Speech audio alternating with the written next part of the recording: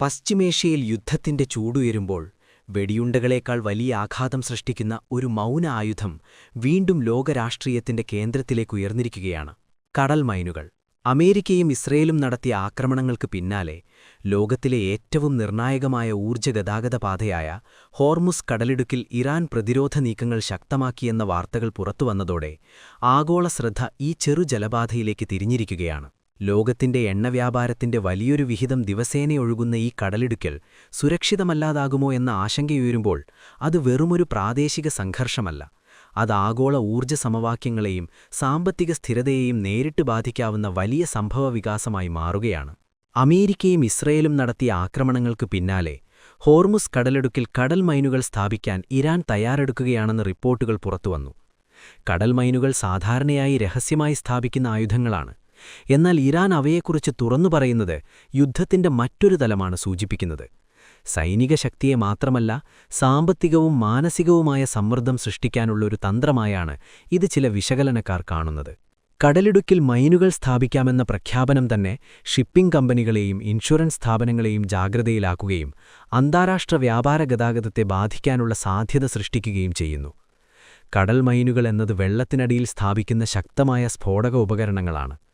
ഉപരിതല കപ്പലുകളെയോ യുദ്ധക്കപ്പലുകളെയോ നശിപ്പിക്കാനോ ഗുരുതരമായ കേടുപാടുകൾ വരുത്താനോ ഇവയ്ക്ക് കഴിയും. സാധാരണയായി കടന്നുപോകുന്ന കപ്പലിന്റെ ഹള്ളുമായി നേരിട്ടിടിച്ചാൽ പൊട്ടിത്തെറിക്കുന്ന കോൺടാക്ട് മൈനുകളാണ് ഏറ്റവും ലളിതമായ രൂപം. എന്നാൽ അതിനേക്കാൾ സങ്കീർണമായ സംവിധാനങ്ങളും ഇന്ന് ഉപയോഗിക്കുന്നു. ചില മൈനുകൾ കപ്പലുകളുടെ ശബ്ദ സിഗ്നലുകളെയും വൈദ്യുതകാന്തിക ചലനങ്ങളെയും തിരിച്ചറിഞ്ഞ് പൊട്ടിത്തെറിക്കാൻ പ്രോഗ്രാം ചെയ്തവയാണ്. ഇത്തരത്തിലുള്ള സാങ്കേതിക സംവിധാനങ്ങൾ ഉപയോഗിച്ച് വലിയ യുദ്ധക്കപ്പലുകളെയും വിമാനവാഹിനി കപ്പലുകളെയും പോലും ലക്ഷ്യമിടാൻ കഴിയും. കടൽ മൈനുകൾ സ്ഥാപിക്കുന്നത് വളരെ എളുപ്പമാണ്. കപ്പലുകളിൽ നിന്നോ വിമാനങ്ങളിൽ നിന്നോ കടലിലേക്ക് ഉപേക്ഷിക്കാവുന്നതാണ്. ചില മൈനുകൾ കടൽത്തട്ടിൽ നങ്കൂരങ്ങൾ ഉപയോഗിച്ച് ബന്ധിപ്പിച്ച് ഒരു നിർദ്ദിഷ്ട പ്രദേശത്ത് നിലനിർത്താനും കഴിയും. ഇതുവഴി അവ ഒഴുകിപ്പോകാതെ ലക്ഷ്യമിട്ട പ്രദേശത്ത് തന്നെ തുടരുകയും കടന്നുപോകുന്ന കപ്പലുകൾക്ക് ഭീഷണിയായി നിലനിൽക്കുകയും ചെയ്യും. ഹോർമുസ് കടലിടുക്കിന്റെ ഭൗഗോളഘടന ഇതിനേറെ അനുകൂലമാണെന്നാണ് വിദഗ്ധരുടെ വിലയിരുത്തൽ. ഇറാനും ഒമാനും തമ്മിലുള്ള ഏറ്റവും ഇടുങ്ങിയ ഭാഗത്ത് ഈ കടലിടുക്ക് വെറും 33 കിലോമീറ്റർ വീതിയാണ്. കപ്പലുകൾ സഞ്ചരിക്കുന്ന പ്രധാന പാതകൾ അതിലും ചുരുങ്ങിയതായതിനാൽ അവിടെയുണ്ടാകുന്ന ചെറിയ തടസ്സം പോലും ഗതാഗതത്തെ ഗുരുതരമായി ബാധിക്കാം. കടൽ മൈനുകൾ സൈനിക രംഗത്തുപയോഗിക്കുന്നത് പുതിയ കാര്യമല്ല. രണ്ടാം മഹായുദ്ധത്തിൽ തന്നെ തുറമുഖങ്ങൾക്കും സമുദ്രപാതകൾക്കും നിയന്ത്രണമേർപ്പെടുത്താൻ പല രാജ്യങ്ങളും മൈനുകൾ വിന്യസിച്ചിരുന്നു. കുറഞ്ഞ ചിലവിൽ വലിയ സൈനികവും സാമ്പത്തികവുമായ ആഘാതം സൃഷ്ടിക്കാനാകുന്ന ആയുധങ്ങളിൽ ഒന്നാണ് കടൽ മൈനുകൾ. ആയിരക്കണക്കിന് ഡോളർ വില വരുന്ന ഒരു മൈൻ പോലും കോടിക്കണക്കിന് ഡോളർ വിലമതിക്കുന്ന വലിയ കപ്പലുകളെ മുങ്ങിക്കളയാൻ കഴിയും. അതിനാൽ ചിലവ് കുറഞ്ഞെങ്കിലും തന്ത്രപരമായി വളരെ ശക്തമായ ആയുധമായി അവ കണക്കാക്കപ്പെടുന്നു. കടൽ മൈനുകളുടെ ഏറ്റവും വലിയ ശക്തി അവ സൃഷ്ടിക്കുന്ന മാനസിക സമ്മർദ്ദമാണ്. ഒരു മൈൻ പോലും പൊട്ടിത്തെറിച്ചില്ലെങ്കിലും അവിടെയുണ്ടെന്ന സംശയം മാത്രം മതിയാകും വ്യാപാര കപ്പലുകൾ യാത്ര നിർത്താൻ. ഇൻഷുറൻസ് കമ്പനികൾ യുദ്ധഭീഷണിയുള്ള പ്രദേശങ്ങളിലേക്ക് കപ്പലുകൾ പോകാൻ വിസമ്മതിക്കുകയോ ഇൻഷുറൻസ് നിരക്കുകൾ കുത്തനെ ഉയർത്തുകയോ ചെയ്യാം. ഇതുവഴി വ്യാപാര ഗതാഗതം സ്വാഭാവികമായി കുറയുകയും ആഗോള വിപണികളിൽ വലിയ സാമ്പത്തിക സമ്മർദ്ദം രൂപപ്പെടുകയും ചെയ്യുന്നു. ഹോർമുസ് കടലിടുക്ക് ലോകത്തിലെ ഏറ്റവും പ്രധാനപ്പെട്ട ഊർജ്ജ ഗതാഗതപാതയാണ്. ലോകത്തിന്റെ എണ്ണവ്യാപാരത്തിന്റെ വലിയൊരു വിഹിതം ഈ ജലപാത വഴിയാണ് നടക്കുന്നത്. ഗൾഫ് മേഖലയിലെ പ്രധാന എണ്ണ ഉൽപ്പാദക രാജ്യങ്ങളായ ഇറാഖ്, കുവൈത്ത്, സൗദി അറേബ്യ തുടങ്ങിയവയുടെ കയറ്റുമതി വലിയ തോതിൽ ഈ കടലിടുക്കിനെ ആശ്രയിച്ചിരിക്കുന്നു. അതിനാൽ ഈ പാതയിൽ ചെറിയ തടസ്സം പോലും ആഗോള എണ്ണവിലയിൽ വലിയ ചാഞ്ചാട്ടങ്ങൾ സൃഷ്ടിക്കാൻ കഴിയും. ഇത്തരത്തിലുള്ള സാഹചര്യത്തിൽ ഹോർമുസ് കടലിടുക്കിനെ ചുറ്റിപ്പറ്റിയുള്ള ഓരോ സൈനിക നീക്കവും ആഗോള രാഷ്ട്രീയത്തെയും സാമ്പത്തികത്തെയും സ്വാധീനിക്കുന്ന ഘടകമായി മാറുകയാണ്.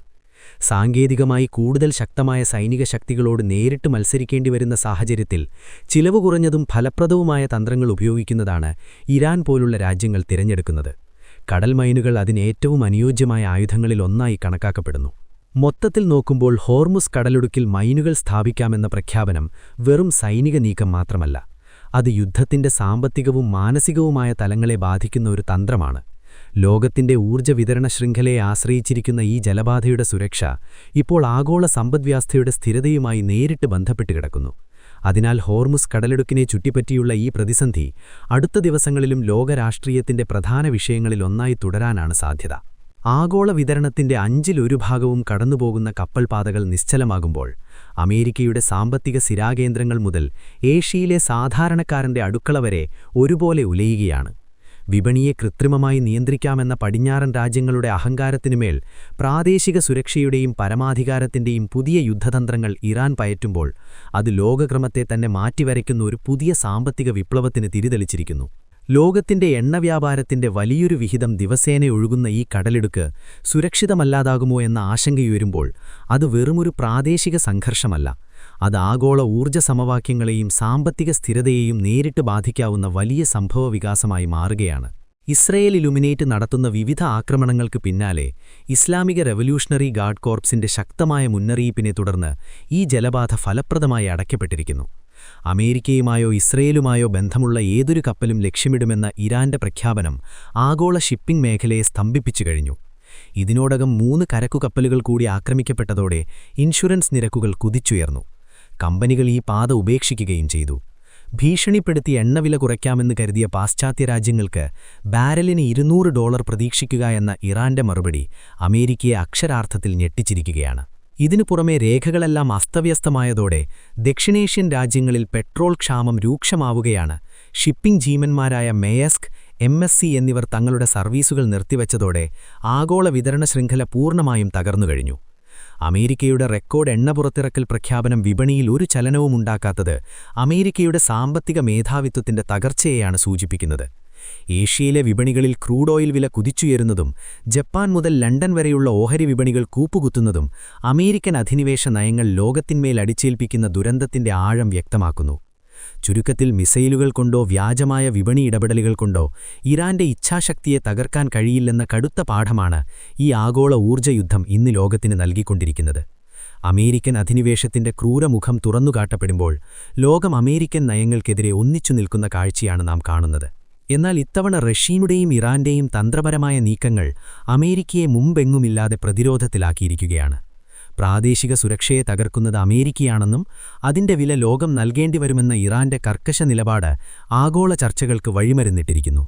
ഹോർമുസ് കടലിടുക്കിൽ കപ്പൽ ഗതാഗതം തടസ്സപ്പെടുമ്പോൾ അത് വെറുമൊരു പ്രാദേശിക പ്രശ്നമല്ല, മറിച്ച് ആഗോള ഊർജ്ജ വിതരണ ശൃംഖലയെ തന്നെ നിശ്ചലമാക്കുന്ന ഒരു മഹാപ്രളയമായി മാറുകയാണ്. ഈ വിതരണ തടസ്സങ്ങൾ മൂലം എണ്ണവില കുതിച്ചുയരുന്നത് റഷ്യയുടെ യുദ്ധകാല സമ്പദ്വ്യവസ്ഥയ്ക്ക് അപ്രതീക്ഷിതവും എന്നാൽ അതിശക്തമായ കരുത്താണ് നൽകുന്നത്. പാശ്ചാത്യ രാജ്യങ്ങൾ റഷ്യയ്ക്ക് മേലേർപ്പെടുത്തിയ ഉപരോധങ്ങളെ എണ്ണവിപണിയിലെ ഈ വിലവർദ്ധനവ് അപ്രസക്തമാക്കുന്നു. അമേരിക്ക വിതച്ച യുദ്ധത്തിന്റെയും അധിനിവേശത്തിന്റെയും കയ്പുനീർ ലോകം മുഴുവൻ കുടിക്കുമ്പോൾ ഇറാനും റഷ്യയും തങ്ങളുടെ നിലപാടുകളിൽ ഉറച്ചു നിൽക്കുകയാണ്. അന്താരാഷ്ട്ര ഊർജ്ജ ഏജൻസി തങ്ങളുടെ ചരിത്രത്തിലെ ഏറ്റവും വലിയ എണ്ണശേഖരം വിപണിയിലിറക്കിയിട്ടും വില കുറയ്ക്കാൻ കഴിയാത്തത് അമേരിക്കൻ സാമ്പത്തിക തന്ത്രങ്ങളുടെ ദയനീയ പരാജയമാണ് വിളിച്ചോതുന്നത്. ഏഷ്യയിലെ പെട്രോൾ പമ്പുകളിൽ നീണ്ട നിലകൾ പ്രത്യക്ഷപ്പെടുമ്പോൾ ലോകമിന്ന് തിരിച്ചറിയുന്നത് അമേരിക്കയുടെ ഓരോ സൈനിക നീക്കവും സാധാരണക്കാരന്റെ പോക്കറ്റിൽ നിന്ന് ചോർത്തുന്നത് കോടികളാണെന്നാണ്. ഈ പ്രതിസന്ധിയിലൂടെ അമേരിക്കൻ ഡോളറിന്റെ ആധിപത്യം തകരുകയും റഷ്യയും ഇറാനും ചേർന്ന് ഒരു പുതിയ ലോകക്രമത്തിന് അടിത്തറയിടുകയും ചെയ്യുമ്പോൾ അമേരിക്കയുടെ വെറും കാഴ്ചക്കാരനായി മാറുകയാണ്. ഫെബ്രുവരി 28-ന് ആരംഭിച്ച വ്യോമാക്രമണങ്ങൾ ഇന്ന് ലോകത്തെ തന്നെ മുൾമുന്നയിൽ നിർത്തിക്കൊണ്ട് അമേരിക്കയുടെ സാമ്പത്തിക അടിത്തറയെ പിടിച്ചുലയ്ക്കുന്ന മഹാപ്രതിസന്ധിയായി മാറിയിരിക്കുന്നു.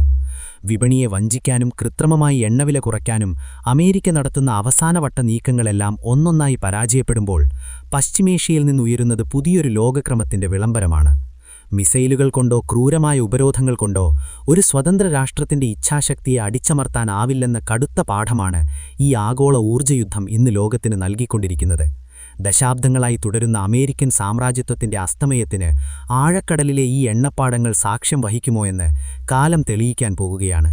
കാരണം ഇവിടെ പോരാടുന്നത് കേവലം സൈന്യങ്ങളല്ല, മറിച്ച് അമേരിക്കൻ അധിനിവേശത്തിനെതിരെ നിലകൊള്ളുന്ന ജനതയുടെ അതിജീവനമാണ്.